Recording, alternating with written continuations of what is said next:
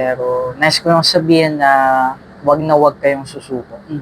Kung anong meron kayo, pahalagahan nyo at patuloy nyo lang yung pangarap nyo. Kasi maabot nyo rin yan.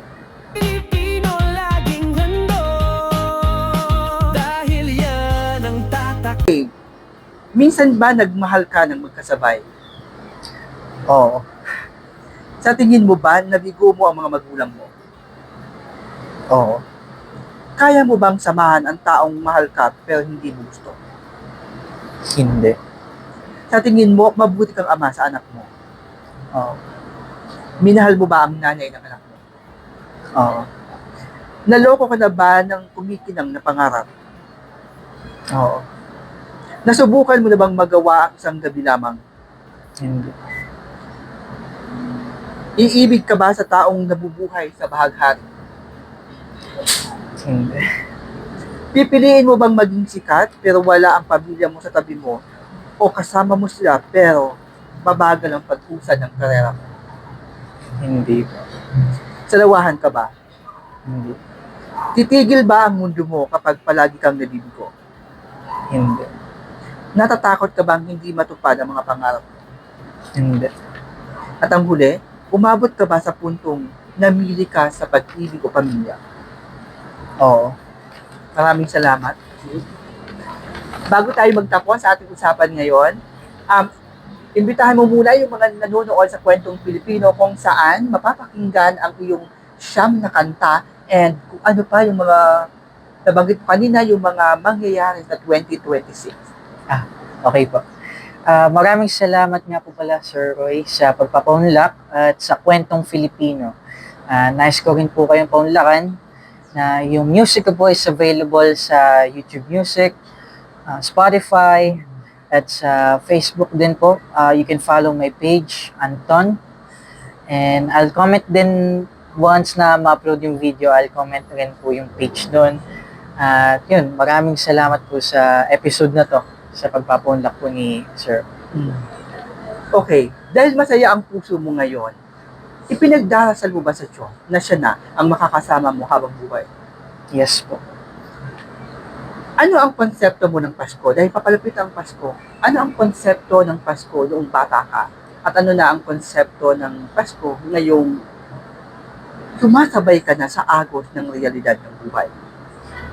Dati po nung bata ako, pag sinabing Pasko is more on mga regalo, sa mga material na bagay, mga laruan, mga binibigay na mga tita at ninong, ninang.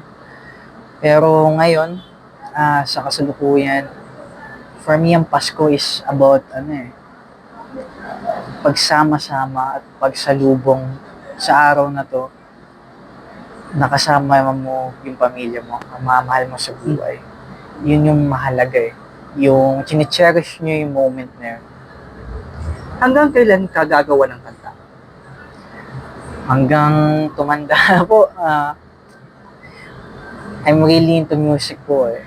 Talaga. At yung 2025 na ngayong taon, ito yung taon kung saan nagsimula ang isang Anton. And wala na pong rason para uminto.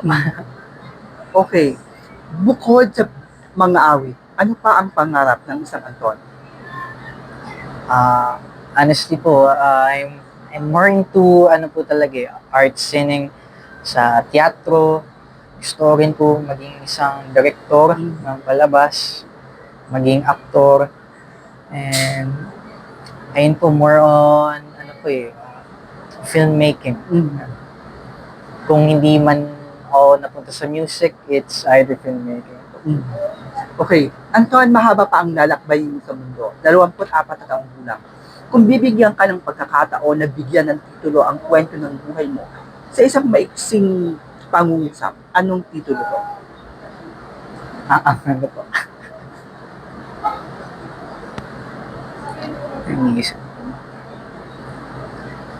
Ano po musika. Musika. Okay, musika.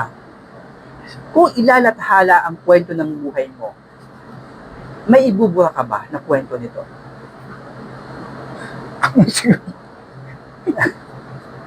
Ito po, sorry. Natawa siya. Okay? Ano po. Siguro po yung mga trauma ko po sa pagkabata ko na naranasan ko po nung estudyante pa lang po kasi ano po rin po ng bullying. Yun po yung part ng buhay ko po na gustong maalis kasi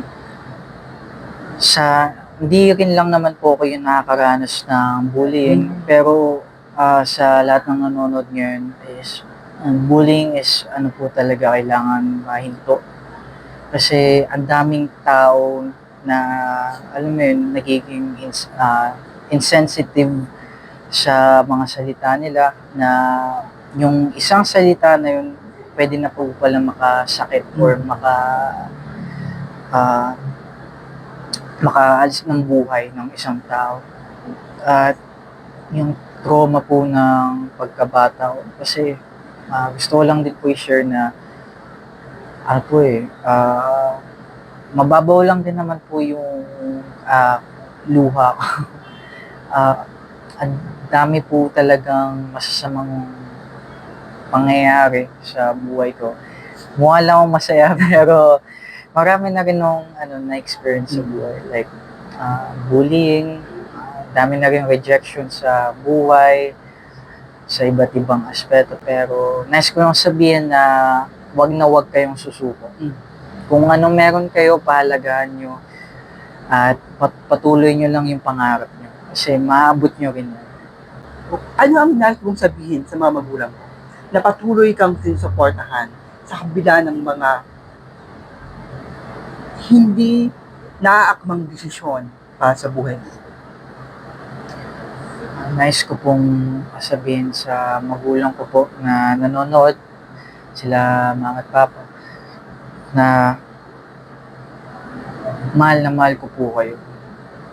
At naunawaan ko po yung pagiging concern niyo po sa akin, sa patnubay, sa buhay. At lagi ko pong pinapakinggan yung paalala niyo po sa akin. Alam ko po na na-disappoint ko po kayo sa past years na nga po sa mga expectasyon nyo na hindi natupad. Pero nice ko pong sabihin na itong taon na to at sa mga susunod na taon ay panahon para bumawi sa inyo. Okay. Sa darating na panahon, maaaring mapanood ito ng anak mo. Ano ang nais mong sabihin sa kanya? Leon, nice kong sabihin na mahal ka ng papa mo. Di man kami nag-work ng mama mo, nandito ka pa rin sa puso ko. Hindi ako magkukulang sa'yo. Lagi kitang alalahanin. At yung mga kailangan mo is tutugunan ko. Nakikita mo ba kung kailan ka babalik sa pag-aaral? Yes po, may plano na po talaga ako na isa-set ko po na this 2026 po. Nice ko pong bumalik sa pag-aaral. Ano ang may papangako mo sa sarili mo na nagsisimula ka ngayong baguhin at tahakin ang tamang landas ng iyong pangarap tungo sa tagumpay? Gusto ko lang po talaga sabihin na yung disiplina sa sarili, yung focus at iwas po sa mga distractions talaga. Kung ano po talaga yung sinet mong yung para maabot yung pangarap na yun is disiplina talaga. Ang isang Anton ba napapagod yung mga Humantong na rin po sa pagod na pangarap. May yung mga times po noon na nare-reject ko sa audition, hindi po nakakapasa. Mabigat din po sa kalooban na kasi sinasamahan din po ng papa ko noon sa audition po. Kaya may times po talaga na alam mo may darating na parang hindi ata para sa akin to. Matatanong mo talaga sa sarili mo. At nasasaktan din ako na makita mga magulang ko na, alam mo yun, sumusuporta sa'yo, pero in the time na nabibigo ka rin. Kaya minsan, mantong rin na tinanong ko kung sa sarili ko na, para ba sa akin to yung gusto ko? Ito ba talaga yung plano ng Diyos? Pero, ayun, naging lesson din po sa akin talaga na makakaya at makakaya mo. Bumagsak ka man ng ilang beses, may araw talaga na pagbangon mo, tuloy-tuloy mo yan. 15 years old, babalikan mo. 15 taong gulang na Anton. Sa tingin mo, ano kaya ang sasabihin niya sa'yo? Nice ko pong sabihin sa 15 years old ako.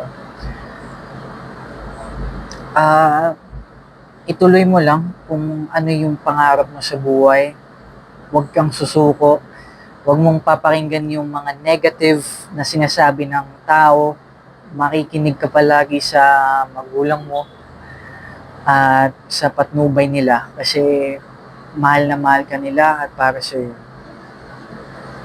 Okay, maraming salamat, Anton. Bilang pagtatapos ng ating usapan ngayon, isang matalinghagang tanong. Minsan ba sa buhay mo, sa loob ng 24 na taon, nasubukan mo naman pumasok sa loob ng bahaghari? Hindi pa po eh. Maraming salamat, Anton, sa iyong pagbabahagi na yung kwento. Muli, imbitahan mo yung nanonood sa Kwentong Pilipino kung ano yung kantang available ngayon sa Spotify. Yes po. Sa mga nanonood ng Kwentong Filipino dyan, nice ko ulit kayo paunlakan na meron tayong 9 songs already na streaming sa Spotify. Yung first na debut na extended play ko already available, Sonata.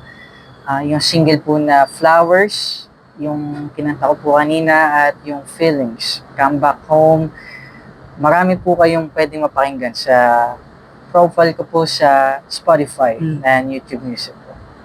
Okay, Anton, maraming salamat. Jude, Anton, maraming salamat sa pagiging bahagi ng Kwentong Pilipino. Merry Christmas! Dahil sa after nito ay Pasko na, di ba? Yes po. And abangan niyo po mga Kapilipino dahil tayo ay magiging bahagi ang Kwentong Pilipino sa kanyang paglulunsad ng album sa 2026. So, abangan niyo po yan. And muli, sa lahat po na nanonood ng Kwentong Pilipino, sa lahat po na naging bahagi po, ay lubos po ang aming pasasalamat sa halos 6 na buwan kapag himpapawid namin. And marami na po tayong nakakwentuhan, marami na po tayong nakilala. Sana po lahat sila ay suportahan po natin. And huwag natin kakalimutan na ang kanilang pagbibigay ng kwento sa atin ay nagbubukas ng isang panibagong aral ng buhay para maunawaan natin sila. Jude, Anton, maraming salamat. Hanggang dyan na lamang po ang aming panayam. Hanggang sa muli naming paglalahad ng mga Kwentong Pilipino. Maraming salamat. Salamat po. Sabi naman. Natawa ako. Natawa ka ba sa tanong ko?